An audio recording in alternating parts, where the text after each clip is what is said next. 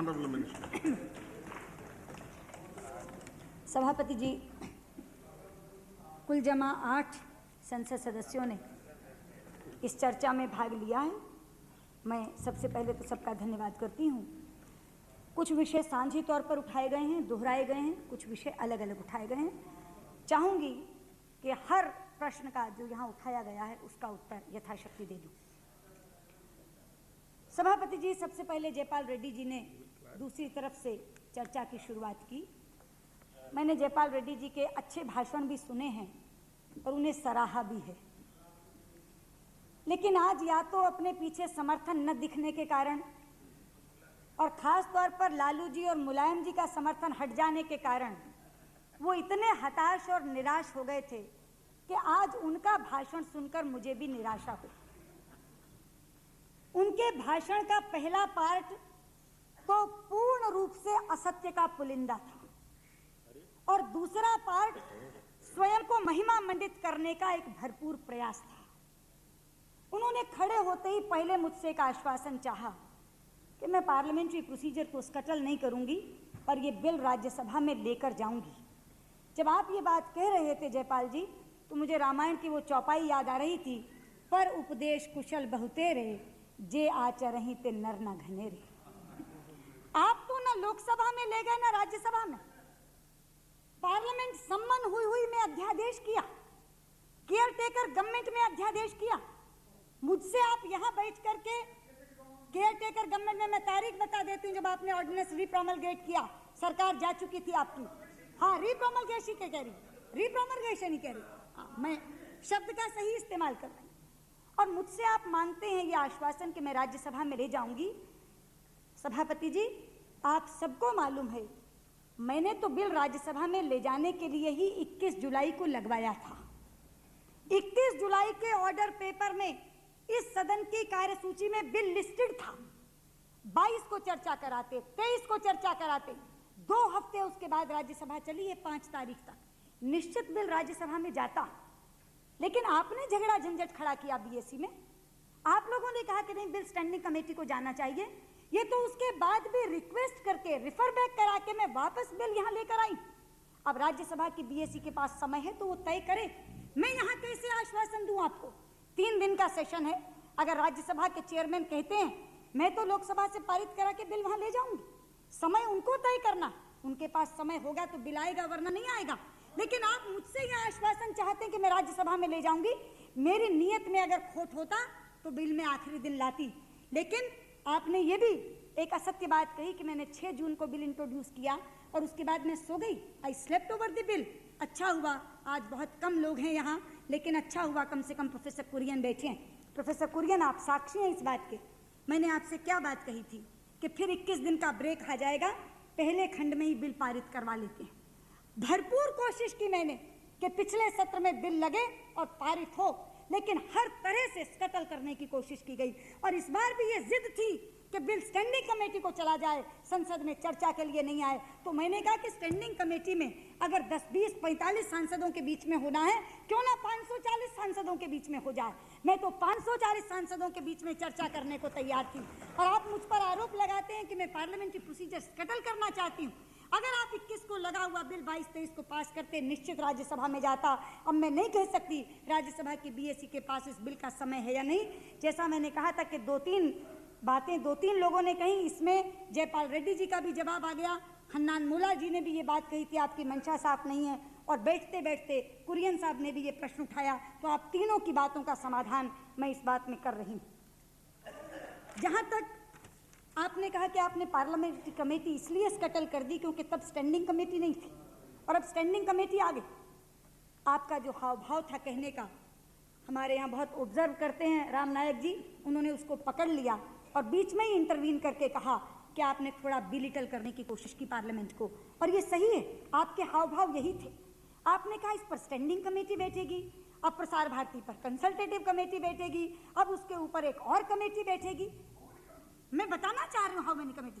Consultative committee का तो ये काम ही नहीं। जयपाल जी, आप बहुत पुराने पार्लियामेंटेरियन।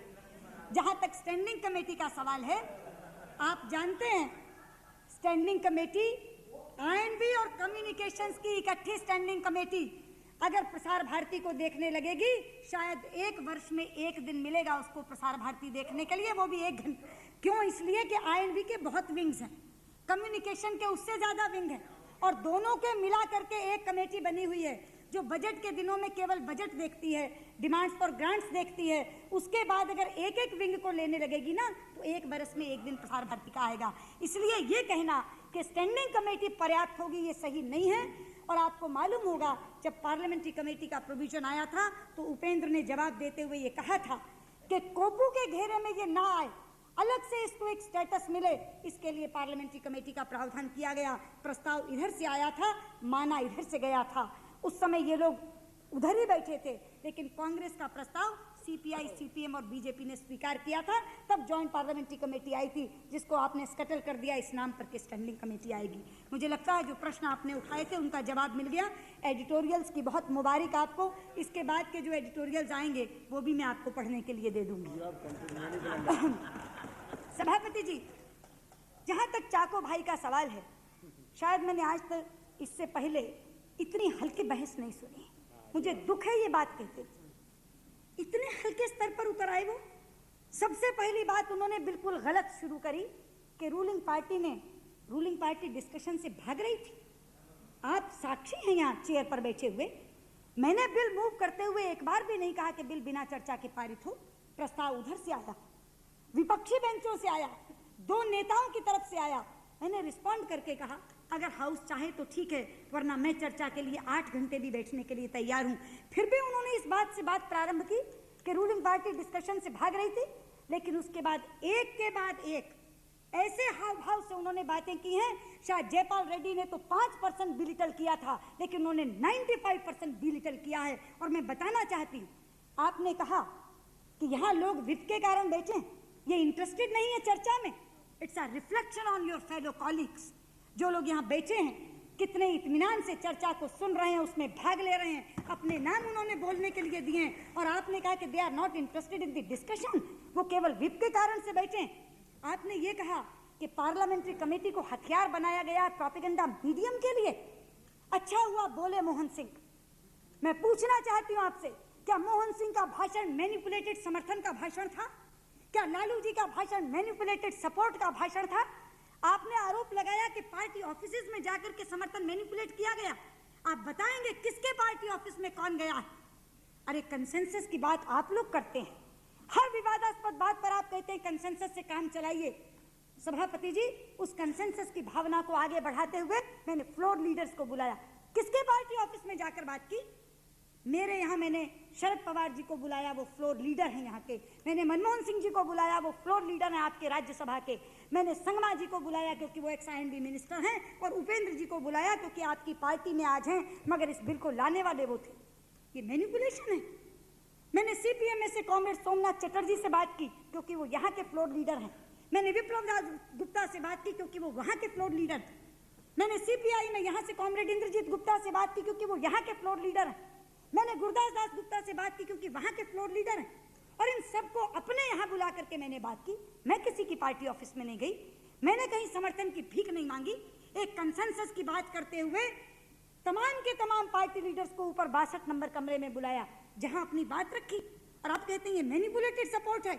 जिस समय मोहन सिंह बोल रहे थे, एक एक शब्द हृदय से निकल रहा था उनके, वो निष्ठा बोल रही थी। आप मुझे ऑटोनॉमी का सबक सिखाएंगे? कम से कम ऑटोनॉमी का सबक मैं चाकों से नहीं सीखने वाली, उधर बैठे हुए कांग्रेसियों से नहीं सीखने वाली। और कहना चाहती हूँ सभापति जी, जिस बिल को दोनों सदनों ने सर्वसम्मति से पारित किया, उस बिल को 7 साल तक आपकी सरकार ने ठंडे बस्ते में बनाए रखा। उस बिल को नोटिफाई किया जाए, इसके लिए मैं और जयपाल रेड्डी खाक छानते रहे, हस्ताक्षर करके ज्ञापन देते रहे। आज उधर खड़े होकर आप मुझे ऑटोनॉमी का सबक सिखाएंगे? आज आप मुझे बताएंगे मीडिया की ऑटोनॉमी की प्रतिबद्धता क्या है? मैं जयपाल जी आपको भी बताना चाहती हूँ, ये मीडिया की ऑटोनॉमी उधर से नहीं निकली। ये विचार 1977 का है, जिस समय और कोई नहीं, लाल कृष्ण आडवाणी हिंदुस्तान के सूचना प्रसारण मंत्री थे, जनता पार्टी की सरकार थी। और जिस बात को थोड़े संकोच से कहा सुरेंद्र ने, लेकिन बाद में कह दिया मोहन सिंह ने, जब हम लोग इमरजेंसी समाप्त करके, संघर्ष करके, लड़के झगड़ के जयप्रकाश जी के आंदोलन में एक साथ साथी रहकर यहाँ आए थे, तब हमको लगा था इस मीडिया को सरकारी जकड़न से निकालना चाहिए। उस समय पैदा हुआ था यह विचार, उस समय प्रसार भारती का नाम दिया था आडवाणी जी ने इसको। 13 साल लड़े, आप लोगों की सरकार गई, वापस एक गैर कांग्रेसी सरकार आई तो बिल पारित हुआ। लेकिन वो गैर कांग्रेसी सरकार के जाते ही आपकी सरकार आई तो आपने बिल नोटिफाई नहीं किया, 7 साल तक दबाकर बैठे रहे। और आपके प्रवक्ता रिकॉर्ड पर हैं कि मीडिया को ऑटोनॉमी नहीं देनी चाहिए। उन्होंने यहां तक कहा है कि आज के समय में तो बिल्कुल नहीं, क्योंकि सैटेलाइट चैनल्स आ गए हैं। अभी एक बहस में मैं और जयपाल जी इकट्ठे थे, वहां भी गाडगिल साहब साफ साफ कहते हैं कि नहीं होनी चाहिए, बाकी लोग भी कहते हैं आपके यहाँ नहीं होनी चाहिए। मैं उस विचार की कद्र नहीं करती, ऐसा नहीं है। I can agree to disagree. अगर आपके यहाँ ये बात है कि सरकारी कंट्रोल रेडियो और दूरदर्शन पर बना रहना चाहिए, तो ये विचार आपके हो सकते हैं, आपको पूरा हक हासिल है ये विचार रखने का। लालू भाई के विचार बदले हैं ऑटोनॉमी के बारे में, शायद ये ऑटोनॉमी के दुरुपयोग के भुक्तभोगी हैं, इसलिए बदले हैं। उनको भी उनके विचार मुबारक हैं, वो रख सकते हैं ये विचार, लेकिन कम से कम ऑटोनॉमी को समाप्त करने वाले लोग खड़े होकर हमें ऑटोनॉमी का सबक नहीं सिखाएं। ऑटोनॉमी के प्रति मेरी और मेरी सरकार की प्रतिबद्धता स्पष्टता से आगे जाकर उजागर हुई है। हाँ, ऑटोनॉमी विद अकाउंटेबिलिटी, इस बात पर मैंने बार बार जोर दिया। ऑटोनॉमी विद अकाउंटेबिलिटी, स्वायत्तता जवाबदेही के साथ, और इसलिए ये बिल ला रही हूँ। लेकिन किसी तरह के स्वायत्तता को डाइल्यूट करना चाहती हूँ, ऑटोनॉमी को डाइल्यूट करना चाहती हूँ, ये भनक कहीं दूर तक भी आपको पड़नी नहीं चाहिए। लालू जी की बात तो मैंने कही दी, वो हैं ऑटोनॉमी के दुरुपयोग के भुक्तभोगी, पर मैं धन्यवाद करती हूँ कि आपने इस बिल में बहुत समर्थन किया। हन्नान मोला जी की एक बात का जवाब देना है, राज्यसभा वाली बात तो क्लियर हो गई। आपने उम्र के बारे में कहा, और आपने कहा कि टेलीकॉम अथॉरिटी के चेयरमैन की उम्र है क्या, आपने कहा प्रेस काउंसिल के चेयरमैन की उम्र है क्या। मैं आपको बता दूं हन्नान मोला जी, पूरे अदब के साथ, प्रसार भारती के चेयरमैन की भी उम्र नहीं है। ये सवाल कार्यकारी अधिकारी के बारे में हो रहा है। जहां तक चेयरमैन का सवाल है, चेयरमैन के लिए उम्र की कोई औचित्य भी नहीं है। प्रसार भारती के चेयरमैन निखिल चक्रवर्ती थे, 85 बरस के थे, कभी एक शब्द नहीं कहा उनकी उम्र के बारे में। सीईओ कॉरपोरेशन का एम्प्लॉय होता है। और आप मुझे बता दीजिए, किसी संस्था के एम्प्लॉय के बारे में रिटायरमेंट की एज होती है या नहीं होती? तो रिटायरमेंट की एज सीईओ के नाते, कॉरपोरेशन के एम्प्लॉय के नाते रखी गई है। चेयरमैन यहाँ भी बिना उम्र के हैं, और इसलिए जो आपने तुलना दी, उस तुलना में ये बात बैठती नहीं। प्रसार भारती के चेयरमैन की भी कोई उम्र नहीं है। आपने कहा नीतीश सेन गुप्ता की रिपोर्ट के बारे में, बैठे हैं जयपाल रेड्डी, नीतीश सेन गुप्ता की रिपोर्ट पे तो चर्चा भी नहीं हुई। मानना ना मानना तो बहुत दूर की बात है, अगर नीतीश सेन गुप्ता की रिपोर्ट पर चर्चा हुई होती तो ऑर्डिनेंस किसी और ढंग का बनता, फिर ये ऑर्डिनेंस नहीं बनता। जो आपने बोर्ड में स्टेट्स रिप्रेजेंटेशन की बात की है, मुझे लगता है कि जो चयन समिति है निश्चित तौर पर इस बात का ख्याल रखेगी, और रखना चाहिए कि इस तरह की बॉडीज में सभी रीजनल रिप्रेजेंटेशन हो। जहाँ तक सुरेंद्र जी का सवाल है, मैं बहुत धन्यवाद करती हूँ, उन्होंने भरपूर समर्थन इस बिल को दिया। क्या रहना चाहिए? हाँ, जो सपोर्ट किया वो रहना चाहिए।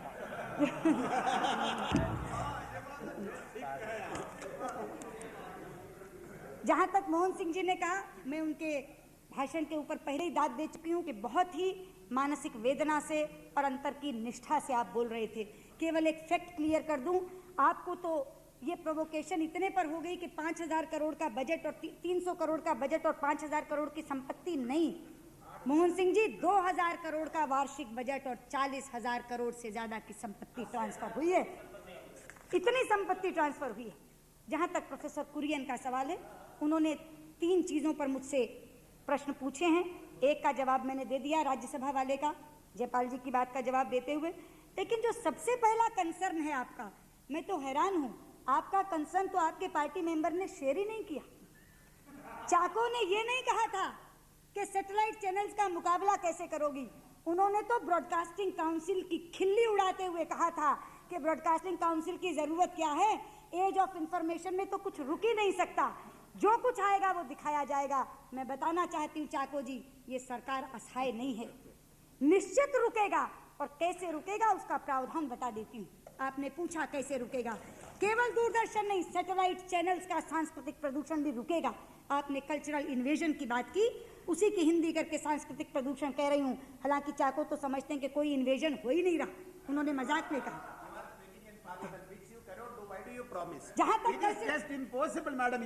बता रही हूँ, आपके लिए इम्पॉसिबल होगी, इस सरकार के लिए इम्पॉसिबल नहीं है, पॉसिबल करके दिखाएं। और मैं बता, प्रोफेसर कुरियन, ब्रॉडकास्टिंग बिल हम ला रहे हैं जिसमें मैंडेटरी अपलिंकिंग का प्रावधान है। जयपाल जानते हैं उस बात। मैंडेटरी अपलिंकिंग के मतलब है कि जो भी सैटेलाइट चैनल यहाँ आएगा उसको भारतीय भूमि से अपलिंक करना होगा अपना चैनल। और जब आप भारतीय भूमि से अपलिंक करेंगे तो हमारे एडवर्टीजमेंट कोड से गवर्न होंगे, हमारे प्रोग्राम कोड से गवर्न होंगे। और जो हमारे प्रोग्राम कोड का उल्लंघन करेगा, जो हमारे एडवर्टीजमेंट कोड का उल्लंघन करेगा, उसका लाइसेंस कैंसिल करने का भी अधिकार इस सरकार को होगा। हिंदुस्तान के कोर्ट्स में ले जाकर उनको स्यू किया जा सकेगा। इसलिए आपका कंसर्न मैं आज से नहीं, पहले से शेयर करती आई हूँ। सदन के अंदर, सदन के बाहर मैंने इस चिंता को व्यक्त किया है और उसी चिंता को आपने सराहा भी। Yes, I will.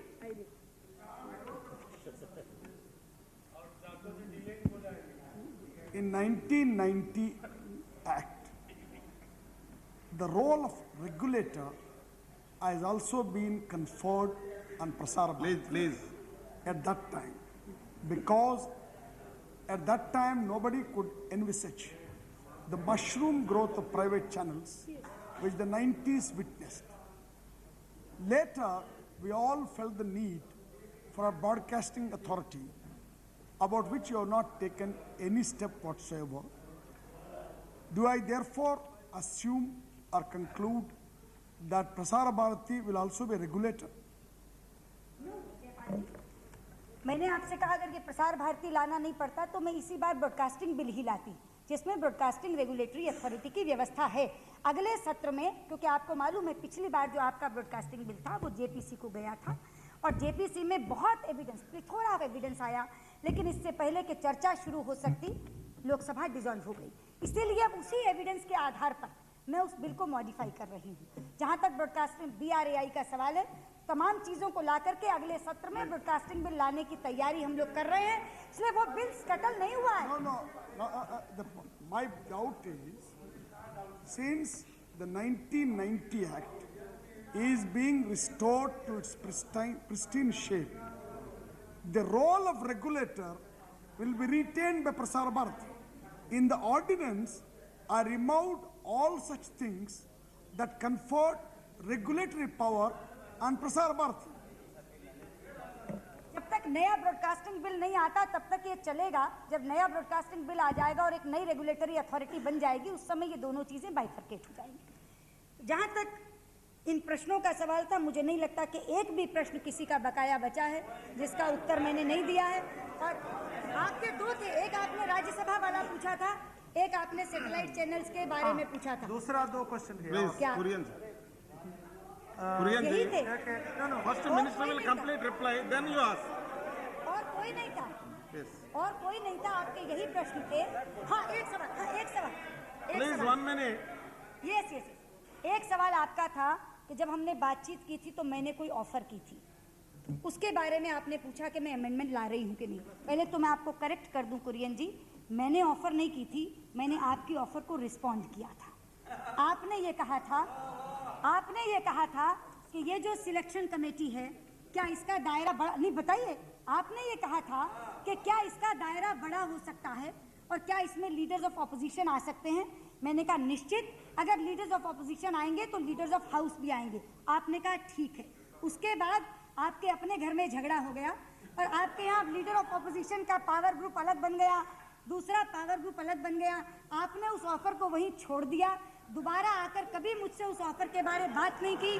और मैंने ये भी कहा था जहाँ तक अमेंडमेंट का सवाल है, मैंने ये भी कहा था जहाँ तक अमेंडमेंट का सवाल है, मैंने ये कहा था आप अमेंडमेंट ले आइए, मैं स्वीकार कर लूंगी। ये बात हुई थी। लेकिन आपने बाद में खुद ही आपके लोगों ने कहना शुरू किया ये अमेंडमेंट मत लाइए, लीडर ऑफ द ऑपोजिशन लोगी तो फला आदमी आएगा, हम नहीं चाहते कि वो आए। इसलिए आप लोगों के यहाँ के पावर स्ट्रगल ने उस ऑफर को समाप्त किया। अमेंडमेंट आपने लाना था, अमेंडमेंट आपने लाना था, मैंने स्वीकार करना था। Okay, once you accepted my suggestion, Mr. Kurian. should I come to you again? आप Then you should bring the amendment. आप Why do you go back on the offer? आप लाइए अमेंडमेंट। अगर आप अमेंडमेंट मैं सदन में You कहना said चाहती you हूँ, accepted the मैं suggestion. बिल्कुल कह रही हूँ, अगर आप अमेंडमेंट लाते मैं स्वीकार करती। मैंने बात कर ली थी सब नेताओं से अपनों से कि अगर आप लाएंगे लीडर मेरा ऑफ द ऑपोजिशन, सजेशन आपने स्वीकार कर दिया। बिल्कुल कर लिया कर था। दिया। हाँ इसलिए आप ही अमेंडमेंट नहीं, मैं सरकारी अमेंडमेंट क्यों लाऊं? आपके घर वालों ने कहा, गवर्नमेंट का काम है, कैसा मेरा काम? आप ही के पार्टी वालों ने कहा अब हमारी ये ऑफर नहीं है, अब हमारे घर में झगड़ा हो गया है, You are going- अब you हमको are नहीं going चाहिए back वो on the leader of the commitment. Opposition. इसलिए वो अमेंडमेंट में नहीं लाई, इसलिए वो Please, amendment please, I am on a point of order. please. Yes, I will come. Jaypal Reddy garu. Please बैठिए. Madam will complete first. No, I am on a Minister point of will. order. Yes. यदि वो amendment No, I am on a Please. point of order. यदि वो amendment आती, I am on a point of order. यदि Yes, वो yes, I will amendment- give you. What is point of order in the reply? I will give you later. Jaypal Reddy ji, I will give you later. Please sit down. सभापति जी, यदि Please. यदि ये amendment Congress की तरफ से professor Kurien की तरफ से आती मैं निश्चित रिस्पॉन्ड करती, और मैं आपसे कह रही हूँ कि मैंने अपने यहाँ बात कर ली थी, मैं पॉजिटिवली रिस्पॉन्ड करती, लेकिन आप तो अमेंडमेंट लेकर नहीं आए, इसलिए मेरी तरफ से अमेंडमेंट आने का प्रश्न कहाँ पैदा होता है। तो सभापति जी, सभी प्रश्नों का उत्तर देने के बाद अब मैं सबसे चाहूंगी कि चाहे किसी ने विरोध में भाषण दिया तो भी अच्छा ये होगा कि इस बिल को सर्वसम्मति से पारित किया जाए। Jaypal Reddy. My point of order is